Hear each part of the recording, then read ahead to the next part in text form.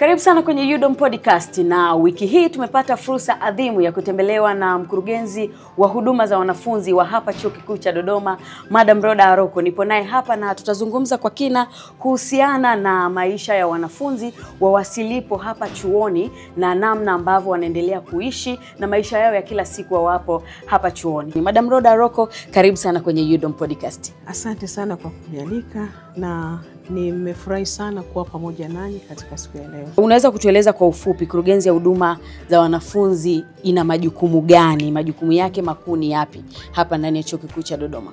Asante sana. Kurugenzi ya huduma za wanafunzi inahusika na utoaji wa huduma kwa wanafunzi, hasa kwenye swala zima la ustawi. Yeah. Ni swala zima linalohusika na kutoa huduma hizi za kijamii, kuanzia kwenye masuala ya makazi, matibabu ya wanafunzi, huduma zote za kijamii. Wanafunzi wanapofika chuoni wanapata mahali pa kuishi, na kama kuna issue yoyote ya kiafya, wanafunzi wanapata hizo huduma. Wanafunzi wanapopata maeneo ya chakula na maeneo mengine kimichezo. Ni huduma ambazo zinahusika hasa na masuala baada ya masomo, especially masuala ya kijamii ambayo yanamsaidia mwanafunzi kuishi ndani ya chuo na hata kutimiza majukumu yake akiwa ndani ya Chuo Kikuu cha Dodoma. Na maanisha kutimiza malengo yaliyomleta ndani ya Chuo Kikuu cha Dodoma. Naam. Mimi naweza nikaita ni kurugenzi mama kwa sababu inahusika na malezi ndani ya Chuo Kikuu cha Dodoma. Kurugenzi ya huduma ya wanafunzi inawalea vipi wanafunzi kimaadili na kisaikolojia?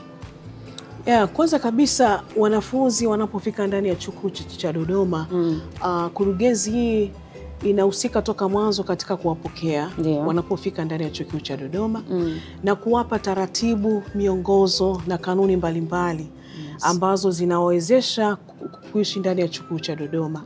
Na miongozo hiyo inaanzia kwenye maeneo ya makazi ambako wanaishi. Kuna taratibu na kanuni ambazo zinawasaidia wao kukaa ndani ya mabweni. Na pia miongozo hiyo ni kama kuna visheria vidogo vidogo, sheria ndogo ndogo za wanafunzi, na kuna mikataba ya makazi ndani ya mabweni ambayo inawasaidia wanafunzi hawa kuenenda na kwa kulingana na zile taratibu ambazo ziko ndani ya hostels. Pamoja na hizo, pia kwenye masuala hasa ya kisaikolojia, kuna vitengo mbalimbali ambavyo vinamsaidia huyu mwanafunzi kuweza kukaa ndani ya Chuo Kikuu cha Dodoma. Especially kuna masuala ya kutoa elimu ya ushauri nasihi kwa wanafunzi. Kwa mfano, wanafunzi mara nyingi wanapofika ndani ya Chuo Kikuu cha Dodoma kwa mara ya kwanza, huwa inakuwa ni sehemu ngeni kwao kutokana na kule ambako walikoishi. Wanatoka majumbani ambako kuna taratibu za wazazi, kuna sheria ndogo ndogo za wazazi, lakini wanapofika hapa ndani ya Chuo Kikuu cha Dodoma, wanafunzi wanakuwa wako huru.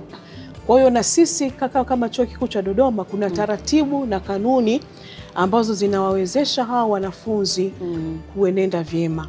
Na pia katika swala zima la kuweza kuishi ndani ya Chuo Kikuu cha Dodoma, kuna taratibu za ushauri ambazo zinatolewa kwa hao wanafunzi ili kuwawezesha kukopa na mazingira, au kuna wakati mwingine wanakumbana na matatizo mbalimbali. Kwa hiyo kwa matatizo wanayokumbana nayo, kuna vitengo ambavyo vinahusika na ushauri na unasihi, ambavyo wanafunzi hawa wanaelekezwa namna gani bora ya kuenenda ndani ya Chuo Kikuu cha Dodoma, au namna gani bora ya kukopa na mazingira ambayo yako ndani ya Chuo Kikuu cha Dodoma. Kwa hiyo kwenye masuala zima ya kimaadili, kwenye masuala zima ya mienendo yao, kurugenzi hii ina kitengo maalum cha ushauri na unasihi. Ni taratibu zipi ambazo wanafunzi wanatakiwa kuzifuata ili waweze kupata makazi? Asante sana. Kwa kifupi, Chuo Kikuu cha Dodoma kina makazi ya kutosha kwa ajili ya wanafunzi ambao wanaofika ndani ya Chuo Kikuu cha Dodoma. Na kwa mwanafunzi anayefika ndani ya Chuo Kikuu cha Dodoma kwa mara ya kwanza, anapokelewa. kuna walezi ambao wapo maalum kwenye hostels, na sambamba na hilo kuna serikali ya wanafunzi ambayo inashirikiana sana na kurugenzi hii katika kuwapokea hawa wanafunzi. Wanafunzi wanapofika ndani ya Chuo Kikuu cha Dodoma wanafanya usajili kwa kuhakikisha kwamba wamelipa malipo yote ambayo yanayotakiwa kwa mwanafunzi, na anapewa namba ya usajili ya kuonyesha kwamba huyu ni mwanafunzi halali. Na baada ya hapo ndipo anapopewa makazi, anapewa bweni husika na chumba, ambapo ndani ya chumba atapewa godoro pamoja na funguo. Na kwenye bweni husika kuna mazingira yote ambayo ni yanastahili kwa mwanafunzi kukaa, pamoja na huduma ya maji, huduma ya umeme na huduma ya ulinzi. Kwa hiyo mwanafunzi akishakamilisha usajili na akishapata namba yake ya kumtambua rasmi ya kwamba ni mwanafunzi wa Chuo Kikuu cha Dodoma, anapewa makazi ndani ya bweni husika. Na hapo umegusia swala la ulinzi. Ulinzi na usalama ni swala nyeti sana kwa wanafunzi. Unatuhakikishia au mnachukua hatua gani kuhakikisha kuwa wanafunzi wanakuwa salama wapo kwenye mazingira ya chuo? Asante. Kwanza, kwa kupitia kurugenzi ya huduma za wanafunzi, huwa tunawaelimisha wanafunzi ya kwamba ulinzi wa kwanza ni wa kwake mwenyewe mwanafunzi. Na pia kwa kufanya hivyo ndani ya mabweni husika, kwa kila bweni kuna walinzi ambao walioajiriwa ndani ya Chuo Kikuu cha Dodoma. Kuna kampuni maalum ambao ni ya Suma JKT ambao wapo katika kila bweni katika hostels za wanafunzi. Sambamba na hilo kuna walinzi wasaidizi auxiliary police ambao wapo katika kila ndaki kwa lengo la kuhakikisha kwamba wanafunzi hawa wanaishi kwenye mazingira salama na mazingira ambayo sio hatarishi katika maisha yao ndani ya Chuo Kikuu cha Dodoma. Na walinzi wasaidizi wameajiliwa na Chuo Kikuu cha Dodoma ambapo wanawasimamia hawa kampuni ya Suma JKT. Kwa hiyo kwenye swala la ulinzi linaanzia rasmi kwa mwanafunzi mwenyewe na pia kwa kushirikiana na kampuni ambazo ziko ndani ya Chuo Kikuu cha Dodoma. Na wale wanafunzi ambao wana mahitaji maalum, kwa mfano wenye ulemavu wa viungo, usikivu, ulemavu wa macho, vipi mazingira yao ya ujifunzaji na malazi? Na je, kuna miundombinu rafiki kwa ambao inawasapoti wao wakiwa chuoni? Asante sana kwa swali zuri. Na ni sahihi kwamba ndani ya Chuo Kikuu cha Dodoma kuna wanafunzi wenye mahitaji maalum. Na mahitaji haya yanatofautiana kulingana yanatofautiana kwa kulingana na uhitaji hasa wa wanafunzi. Kuna wanafunzi ambao wana shida ya usikivu, kuna wanafunzi wana shida ya kutokuona, ulemavu wa ngozi na wa viungo. Na ndani ya Chuo cha Dodoma nikiongelea hasa katika swala la miundombinu, kuna miundombinu ambayo iko salama kabisa kwa ajili ya wanafunzi. Tukianzia kwenye masuala ya malazi, kule kwenye mabweni, wanafunzi especially wenye masuala ya viungo, kuna mazingira ambayo tumewapangia. Kuna wengine ambao hawawezi kupanda ngazi, kuna mazingira ambayo yapo salama kwa ajili ya wao kupata malazi. Na pia mbali na malazi, pia kuna wanafunzi hao ambao wasiosikia, kuna wasaidizi ambao wanaosaidia. Wanafunzi wasioona, kuna wasaidizi ambao wanaosaidia katika mazingira yao ndani ya mabweni, katika mazingira ya kujifunzia. Na pia Chuo Kikuu cha Dodoma kimetoa usafiri kwa ajili ya wanafunzi ambao wana shida hasa kwenye masuala labda ya viungo, kuwatoa wanafunzi mabwenini na kuwapeleka madarasani, na hata kwenye mazingira ya maktaba katika wao kujifunzia. Kwa hiyo kuna usafiri kwa ajili ya wanafunzi, na pale mbali na wanafunzi ambao wana shida labda ya viungo, pia wanafunzi wenye shida mbalimbali, usafiri huu pia upo wa bajaji, na kuna madereva ambao wameajiliwa kwa ajili ya hao wanafunzi kwa kuwachukua kutoka sehemu moja kwenda sehemu nyingine ili kupata pia kupata mahitaji yao. Sambamba na hilo, kuna clubs mbalimbali ambazo zimeundwa. Lengo kubwa la hizi clubs ni katika kuwasaidia wanafunzi katika kujifunza. Kwa hiyo sana sana kwa wanafunzi wenye shida ya kutokusikia, hawa wanafunzi wanakuwa na hizi clubs ambazo mara nyingi wanakaa na kujifunza. Wanafunzi wale ambao at least kidogo wanauelewa, wanaendelea kuelekeza wanafunzi wenzao katika kujifunza. Na pia wanafunzi hawa wanashiriki sana kwenye michezo. Kuna michezo ambayo ni maalum kwa ajili ya wanafunzi ambao wana ulemavu wa viungo. Kuna utaratibu wowote wa wanafunzi kuishi nje ya chuo? Ndio, upo huo utaratibu wa wanafunzi kukaa nje ya chuo. Na wanafunzi wanakaa nje ya chuo kutokana na mahitaji mbalimbali ambayo ndani ya chuo cha Dodoma haitaweza kuyakidhi.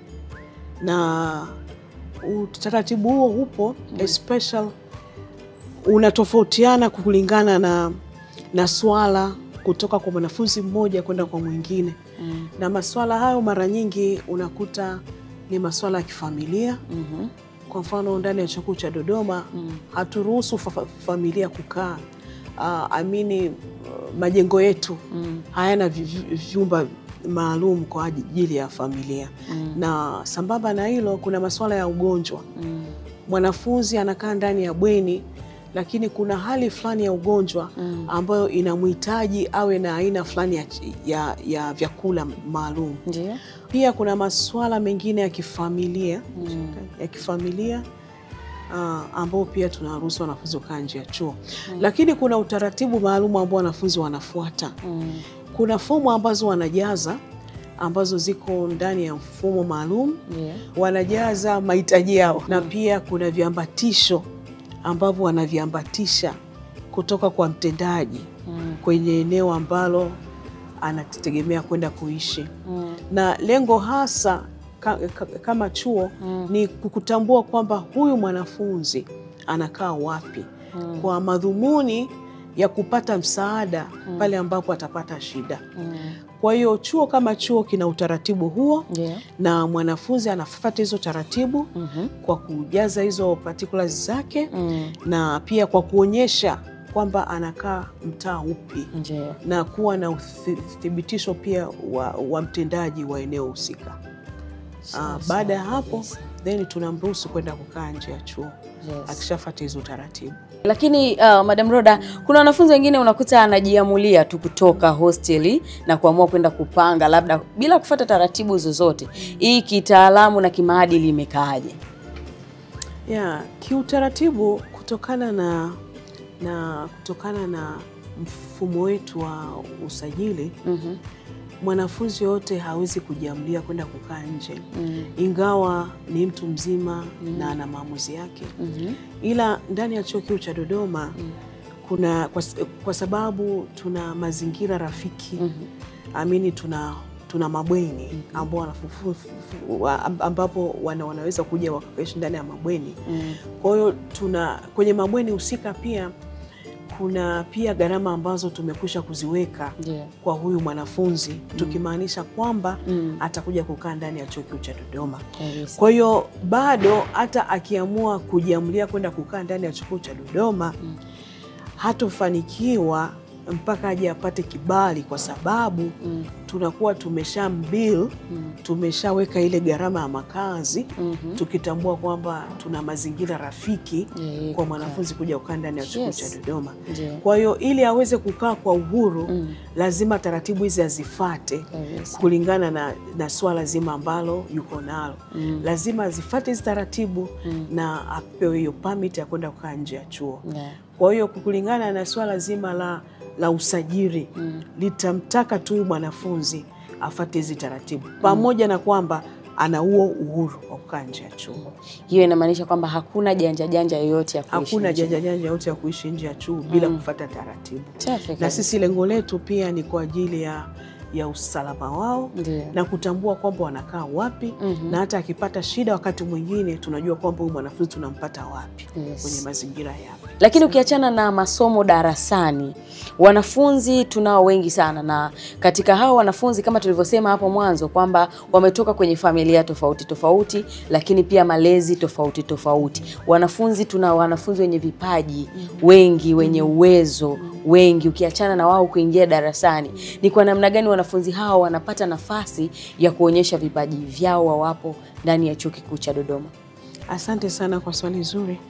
Na tunajua kwamba kusoma tu hakutoshi. Ni lazima kuwe na vitu vingine vya kumwezesha huyu mwanafunzi kuweza kufanya vizuri pia darasani.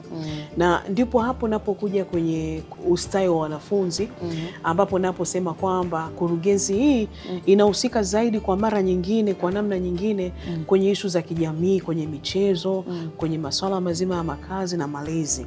Napokuja kwenye mambo mengine, wanafunzi wanajihusisha pia na masuala ya michezo. Wana vipaji mbalimbali. Kuna wanafunzi wanaoimba, kuna wanafunzi ambao tunasema ni hizi comedians wapo, ambao ni comedian ambao wanaofanya maigizo mbalimbali. Kuna wanafunzi ambao wanaonyesha show mbalimbali. Kwa hiyo mbali na madarasani, pia wanafunzi nje ya madarasa pia wana shughuli mbalimbali ambazo wanazifanya kwenye michezo ya mipira ya miguu, kwenye mipira ya mikono, mipira ya vikapu, na pamoja na uimbaji na kuonyesha show mbalimbali. Yes, kwa kifupi. Una kipaji usikifiche, ukikificha hakuna atakayekiona. Na ukiangalia hata ulimwengu sasa hivi tulipofikia, kipaji ndicho kitakachomuinua mtu na kumuonyesha kwamba ana talanta gani ambayo yuko nayo ndani. Nikushukuru sana kama nafasi hiyo ipo kwa wanafunzi. Tuna imani kwamba tutaendelea kuwainua na kuwaibua kuonekana sio ndani ya Chuo Kikuu cha Dodoma lakini pia duniani. Yes, na kuwaingiza sokoni. Kama mlezi wa wanafunzi lakini pia kama mkurugenzi wa kurugenzi hii ya huduma za wanafunzi, una wito gani kwa wale wanafunzi wanaoendelea lakini pia wanafunzi wa mwaka wa kwanza ambao tunatarajia kuwapokea kesho kutwa kwenye swala zima la kutunza miundombinu ya Chuo Kikuu cha Dodoma? Asante sana. Tunatambua kwamba swala la miundombinu ni swala ambalo ni swala la msingi sana, na ni swala pia la muhimu kwa wanafunzi. Na mwanafunzi anapokuja ndani ya Chuo Kikuu cha Dodoma, ni kwamba kwenye masuala mazima ya miundombinu, kuanzia makazi, sehemu anakosoma, tunajua kwamba ikitunzwa vizuri ni rahisi kwa wanafunzi hawa watakapomaliza na kusababisha wengine watakapokuja waweze kupata hii elimu na kuishi vizuri na kwa kutumia miundombinu ambao wenzao waliacha. Kwa ushauri wangu ni kwamba wanafunzi ni vyema wanapopewa mazingira ya kuishi na makazi kuhakikisha kwamba yako safi kama walivyoyakuta, na kuyaweka katika hali ya usalama ambapo wenzao watakapokuja wakati mwingine kwamba waweze kuikuta ikiwa katika hali nzuri ya kwamba iweze kudumu kwa muda mrefu. Na pia katika kuhakikisha hilo, katika kurugenzi hii, mwanafunzi tunapompa labda makazi, chumba, sehemu ambapo anaishi, kuna taratibu na kanuni ambazo anazifuata. Lengo ni kuhakikisha kwamba miundombinu hii inabaki salama kama alivyoikuta. Na hata kama kuna uharibifu wote ambao unaotokea katika miundombinu hii, mwanafunzi huyu anawajibika katika kuhakikisha kwamba ule uharibifu aliofanya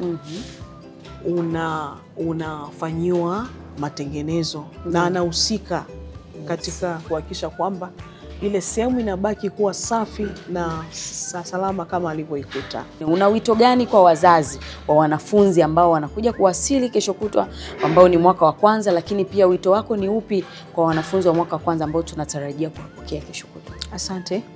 Niseme kwamba Chuo Kikuu cha Dodoma na kwa kupitia kurugenzi hii tumejiandaa vizuri katika kuwapokea wanafunzi hawa hasa wa mwaka wa kwanza. Na tumejiandaa kuanzia kwenye miundombinu na masuala yote, mazingira ya kujifunzia pia yako salama na safi. Kwa hiyo kwa kifupi, kwa kuanzia kwanza tunawakaribisha ndani ya Chuo Kikuu cha Dodoma.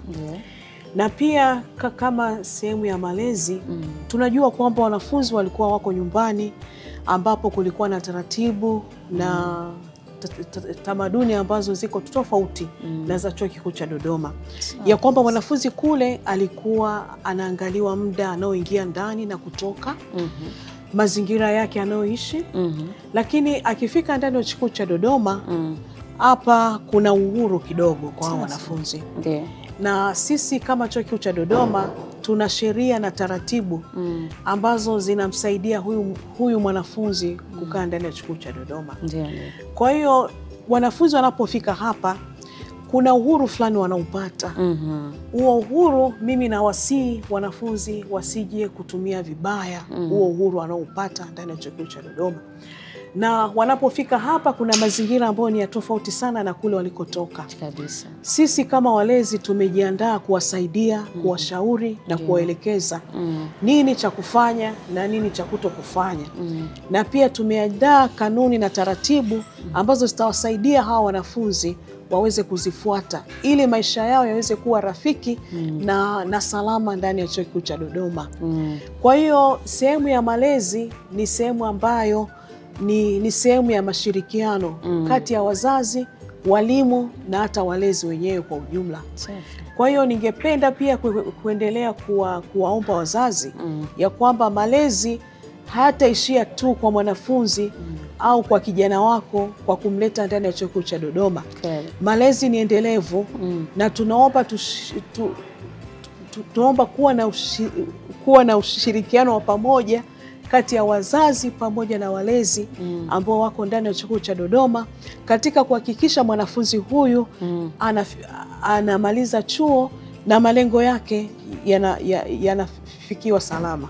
Tunashukuru sana Madam Rhoda, tumepata wasaa wa kuzungumza na wewe. Umetenga muda wako na kutupa UDOM Podcast kuhakikisha kwamba tunazungumza, na umezungumza kwa kina na kwa uwazi na kwa ufasaha kabisa kujibu baadhi ya yale maswali ambayo tulikuwa tunajiuliza, kwa sababu tulikuwa tunapata ukakasi namna gani kurugenzi inafanya nini, lakini mwisho wa siku umehakikisha umeweka wazi. Na kwa upande wetu sisi kama UDOM Podcast tunakushukuru sana kwa sababu umeweza kuzungumzia kwa kina na umeeleza kwa uwazi kabisa masuala muhimu yanayowagusa wanafunzi na maisha yao kwa ujumla wakiwa hapa chuoni, lakini pia na baada ya kuhitimu masomo yao. Karibu wakati mwingine ndani ya UDOM Podcast. Nakushukuru sana. Asante sana. Mtazamaji wa UDOM Podcast, asante kwa kuendelea kutufuatilia. Kutunza miundombinu ya Chuo Kikuu cha Dodoma ni jukumu la kwangu na ni jukumu la kwako kwa kizazi cha sasa na vizazi vya baadaye. Mimi ni Michelle Scholar, tukutane kwenye kipindi kijacho cha UDOM Podcast.